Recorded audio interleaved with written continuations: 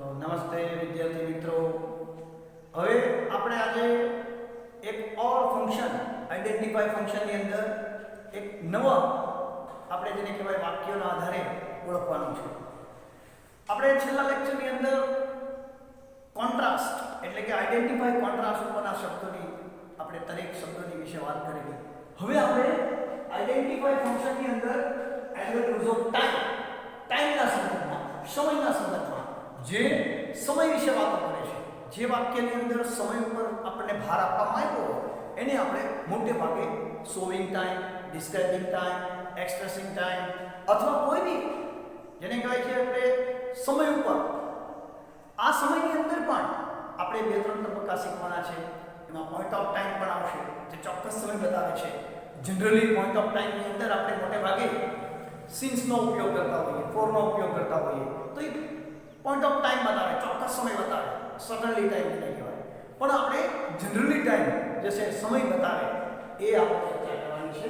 એમાં કયા કયા શબ્દો આવે તો એની હવે આપણે ચર્ચા કરીએ કે ભાઈ ટાઈમની અંદર કયા શબ્દો વાપરવામાં વધારે આવે છે. તો કે when, why, as soon as આ ત્રણ શબ્દો પહેલા મુખ્ય છે જેનો અર્થ થાય છે જ્યારે ત્યારે. આમ તો દરેકનો જ્યારે ત્યારે અર્થ થાય છે પણ ત્યાર પછી નો sooner than, hardly when, till અને until. till અને until જે જ્યાં સુધી ત્યાં સુધી બંને શબ્દો ઉપર તમે જોશો તો till માં ડબલ એલ આવે છે, until માં એલ આવે છે. આનું ખાસ ધ્યાન રાખવાનું છે. બંનેનો એક સામાન્ય ભેદ છે till અને until. બંનેનો ઉપયોગ કોઈ પણ વાક્યમાં આપણે કરી શકીએ છીએ જ્યાં આપણને સમય ઘટના બતાવતી હોય. પણ મોટે ભાગે till છે એ હકાર એટલે કે પોઝિટિવ જેને કહેવાય પોઝિટિવ સેન્ટેન્સ હકાર વાક્યની અંદર આપણે વધારે વાપરતા હોય છે. નેગેટિવની અંદર મોટે ભાગે until વાપરતા હોઈએ છીએ. આ એક સામાન્ય ઘટના છે પણ છતાંય બંનેનો યુઝ આપણે કરી શકીએ. જ્યારે till આપણને શબ્દ ઉપલબ્ધ ન હોય ત્યારે આપણે until વાપરી શકીએ છીએ. હવે ત્યાર પછી છે બિફોર અને આફ્ટર. બિફોર આફ્ટર એટલે પહેલા અને પછી. એ પણ આપણે કન્જંક્શન તરીકે આ બધા શબ્દોનો ઉપયોગ કરી અને સમયની ઘટનાનું આપણે વર્ણન અહીંયા કરવાનું છે. કારણ કે ફંક્શન છે એ સમય ઉપર છે. એડવર્બ ક્લોઝ ઓફ ટાઈમ સમય બતાવે છે. સમય કયા કયા બતાવે ફરી એક વખત when, why, when એટલે જ્યારે ત્યારે થાય, why એટલે જ્યારે ત્યારે, as soon as એટલે જ્યારે ત્યારે. આ રીતે આપણે બતાવીએ છીએ. no sooner than એ પણ બતાવી શકાય છે. પછી hardly અને when પણ બતાવી શકાય છે. અને till until એટલે કીધું એ પ્રમાણે ત્યાં સુધી અને before after. આ ઉપરાંત ઘણા એવા શબ્દો છે જેમ કે as ને પણ આપણે ક્લોઝ ઓફ ટાઈમમાં કરી શકાય છે. since for ને પણ આપણે ઉપયોગ કરી શકીએ છીએ. પણ મોટે ભાગે જે શબ્દો પૂછાતા આવે છે એ આ છે જેના આપણે અહીંયા એક્ઝામ્પલ લઈએ છીએ. સૌથી પહેલા આપણે when ની વાત કરીએ તો જુઓ સેન્ટેન્સ ની અંદર તમે કે when my father came, જ્યારે મારા પિતાજી આવ્યા. I was doing my homework. હું મારું કામ કરી રહ્યો. તો આપણે પ્રશ્ન થાય મનમાં કે ભાઈ when are you doing your homework? તું તારું હોમવર્ક ક્યારે કરી રહ્યો હતો? when my father came, મારા પિતા આવ્યા હતા. તો એનો જવાબ મળ્યો, આપણને સમયનો જવાબ મળ્યો. તમે ક્યારેથી પ્રશ્ન પૂછ્યો ભાઈ ક્યારે તું હોમવર્ક કરી રહ્યો હતો? પપ્પા આવ્યા ત્યારે. તો એ સમય બતાવે છે. અહીંયા when નામનો જે શબ્દ છે આ વર્ડ આઈડેન્ટિફાઈ ફંક્શનમાં ટાઈમ બતાવે છે. એટલે કે ડિસ્ક્રાઇબિંગ ટાઈમ કરે છે, શોવિંગ ટાઈમ કરે છે, એક્સપ્રેસિંગ ટાઈમ કરે છે. તો અહીંયા when શબ્દ એ સમય બતાવે છે. બીજો શબ્દ છે મીના ફેલ ડાઉન. મીના પડી ગઈ ક્યારે? while she was running. તો આપણે પ્રશ્ન પૂછીએ કે when did Meena fall? ક્યારે પડી ગઈ? while she was running. જ્યારે દોડી રહી હતી ત્યારે. તો આપણે જવાબ મળ્યો, સમય પૂછ્યો કે ભાઈ ક્યારે પડી? તો જવાબ મળ્યો એ દોડતી હતી ત્યારે. તો અહીંયા પણ while શબ્દ જે છે એ સમયની ઘટનાનો એક અભ્યાસ કરાવે છે આપણને. કહેવાનો મારો અર્થ એ છે કે આઈડેન્ટિફાઈ ફંક્શનની અંદર when અને why જે બંને તમે પ્રશ્નો પૂછશો સામા એટલે સમય ઘટના બતાવશે. અને સમય ઘટના બતાવતા હોય તો એને આપણે ટાઈમ જ કહીશું. જનરલી આપણે કહીશું કે ભાઈ એક્સપ્રેસિંગ ટાઈમ બતાવે, શોઈંગ ટાઈમ બતાવે. આપણે ચોક્કસ સમયમાં બતાવી શકાય છે. મેં કીધું પોઈન્ટ ઓફ ટાઈમ. આપણે કદાચ ડબલ ઘટનામાં અને સિંગલ ઘટનામાં પણ આપણે આ વાક્યનો પ્રયોગ કરી શકીએ છીએ. દાખલા તરીકે આપણે એક્ઝામ્પલ આપીએ કે we go to school every morning. અમે દરરોજ સવારે જઈએ છીએ. દરરોજ સવારે જતા હો સ્કૂલે તો સમય બતાવે છે, પણ પ્રશ્ન પૂછવાનો when do you go to school, તો પ્રશ્ન વેનથી જ બનાવવો પડે છે. તો એ પ્રશ્ન તમે વેનથી બનાવ્યો, એ વેનનો પ્રયોગ સમય માટે જ કરવામાં આવ્યો. એટલે ઘણીવાર સમય ઘટનાની અંદર વેન અને વાઇલ આપણે વારંવાર ઉપયોગમાં લેતા હોય છે, જે સમય બતાવે છે. ત્રીજો પોઈન્ટ કહે છે કે એઝ સૂન એઝ, જ્યારે ધ પ્રિન્સિપલ કેમ, આચાર્ય આવ્યા, ધ સ્ટુડન્ટ્સ સ્ટુડ અપ, વિદ્યાર્થીઓ ઊભા થઈ ગયા. When did student stand up, ક્યારે ઊભા થયા? તો કે as soon as the principal કેમ, જ્યારે આચાર્ય આવ્યા ત્યારે. તો આ પણ એક સમયની ઘટના બતાવે છે. મતલબ એ કે આઈડેન્ટિફાઈ ફંક્શનની અંદર ટાઈમ બતાવે છે. તો ત્રણ શબ્દનું ઉદાહરણ દ્વારા આપણે જે કામ કર્યું કે ભાઈ વેન હોય, વાઇલ હોય, એઝ સૂન એઝ હોય, એ હંમેશા સમય બતાવે છે. એટલે એને કહેવામાં આવે છે શોઈંગ ટાઈમ, એક્સપ્રેસિંગ ટાઈમ અને ડિસ્ક્રાઇબિંગ ટાઈમ. શોઈંગ ટાઈમ એટલે સમય બતાવવો, ડિસ્ક્રાઇબિંગ ટાઈમ એટલે સમયનું વર્ણન કરવું, અને એક્સપ્રેસિંગ ટાઈમ એટલે સમય દર્શાવવો. આ બધી ઘટનાને આપણે ગુજરાતીમાં વાત કરીએ તો અહીંયા આ ત્રણ સેન્ટેન્સ ઉપરથી આપણને માલુમ પડે છે કે આ ત્રણેય શબ્દો જે છે, જેમ કે હું અંડરલાઈન કરું છું, આઈડેન્ટિફાઈ સમય બતાવે છે, અહીંયા વાઇલ બતાવે છે, અહીંયા એઝ સૂન એઝ બતાવે છે. હવે એલર્ટ કરું છું, થોડી એલર્ટની વાત કરીએ. પ્રિન્સિપલ શબ્દ છે, આપણે ઘણી વખત પ્રિન્સિપલ શબ્દ આવે છે જેનો અર્થ થાય છે સિદ્ધાંત. કન્ફ્યુઝન વર્ડ છે, તો એક તમારે જાણવા જેવી બાબત, પ્રિન્સિપલ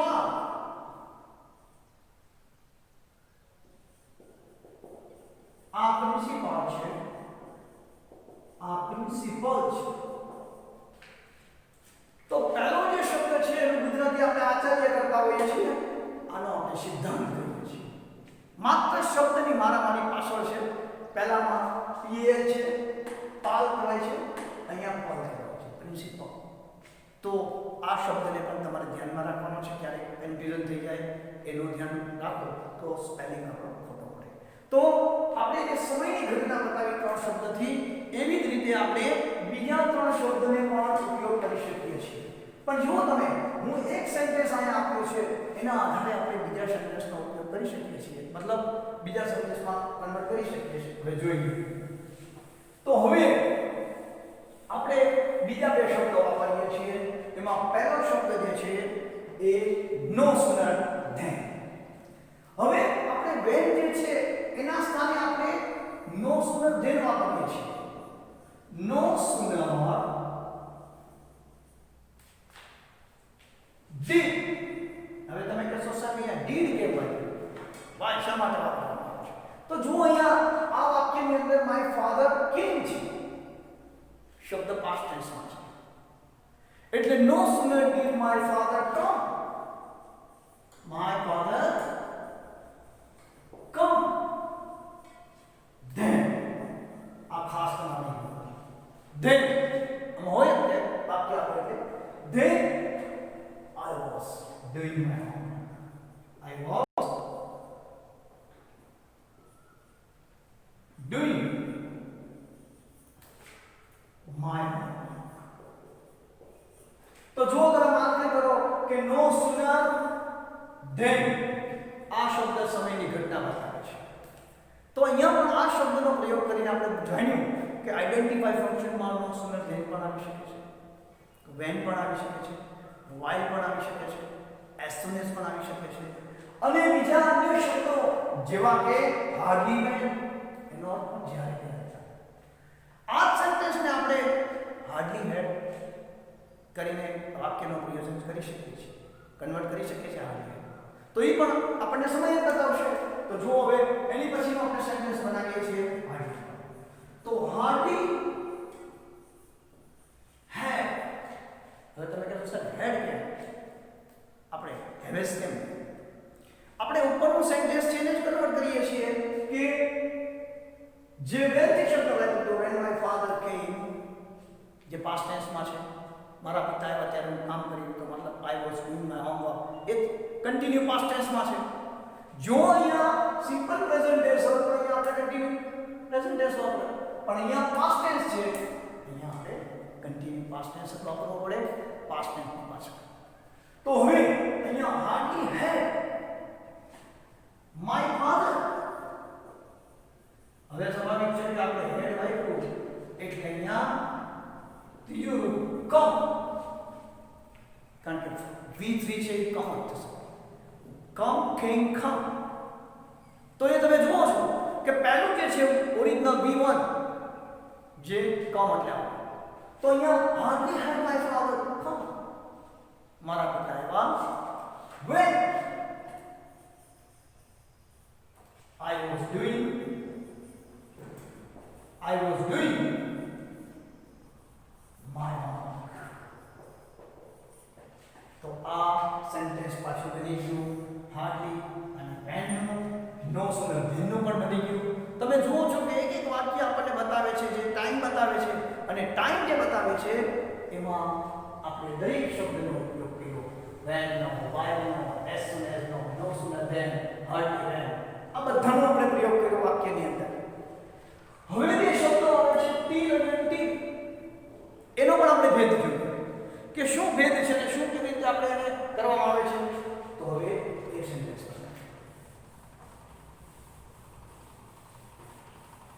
till અને until એટલે જ્યાં સુધી ત્યાં સુધી, મતલબ એ સમયની ઘટનાને આપણને બતાવશે, સમય સાથે મતલબ છે એનો. તો જો હવે એનું પણ આપણે જોઈ લઈએ. પહેલો till નો ઉપયોગ કરો.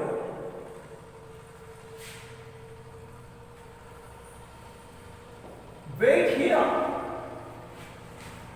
till you are home.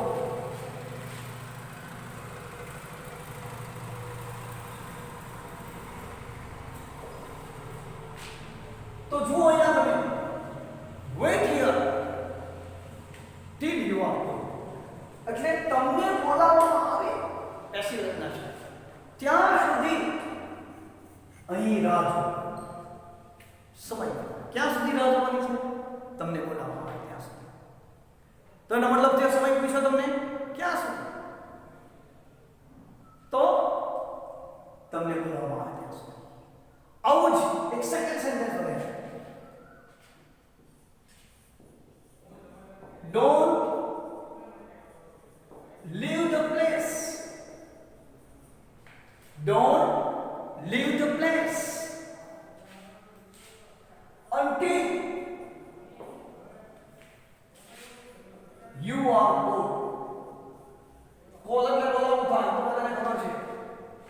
Call એટલે તો don't leave the place until you are called. તમને બોલાવવામાં ન આવે ત્યાં સુધી આ જગ્યા છોડતા નહીં. જો નેગેટિવ ટોપિક છે, મેં કીધું તું તમને સામાન્ય ભેદ છે ખાલી. અહીંયા તમે till વાપરી શકો નહીં, વધારે until વાપરવું વધારે અનિવાર્ય છે. નો આપ્યો તો till વાપરશો, બાકી તમારે until જ વાપરવાનું. મતલબ એ until શબ્દ એ છે જ્યાં સુધી ત્યાં સુધીનો અર્થ થાય છે. તો અહીંયા સમયની ઘટનામાં આપણને till અને until બંને સ્વરૂપને આપણે જોયા કે ભાઈ till એટલે હજુ સુધી, એવી રીતે until એટલે જ્યાં સુધી ત્યાં સુધી. તો બંને શબ્દનો અર્થ મેં તમને કીધો કે ભાઈ તમને બોલાવવામાં આવે ત્યાં સુધી રાહ જુઓ, તમને બોલાવવામાં ન આવે until એટલે ન આવે નેગેટિવ છે, ત્યાં સુધી આ જગ્યા છોડતા નહીં. તો આ બંને શબ્દો પણ આપણને શું બતાવે છે? સમય. ક્યાં સુધી? તમે ભાઈ આ રીતે તમે અહીંયા રાહ જુઓ, તમને બોલાવવામાં આવે ત્યાં સુધી. પછી તમને બોલાવવામાં ન આવે ત્યાં સુધી આ જગ્યા ન છોડતા, એ તમને બતાવે છે નકારમાં, પણ છે એ સમયની ઘટના. આવી જ રીતે તમને બિફોર અને આફ્ટરનું પણ આપણે વાત કરીએ છીએ. બિફોર અને આફ્ટરમાં શું હોય છે? જેમ કે હું એક એક્ઝામ્પલ આપું તમને સામાન્ય. The patient had died before the doctor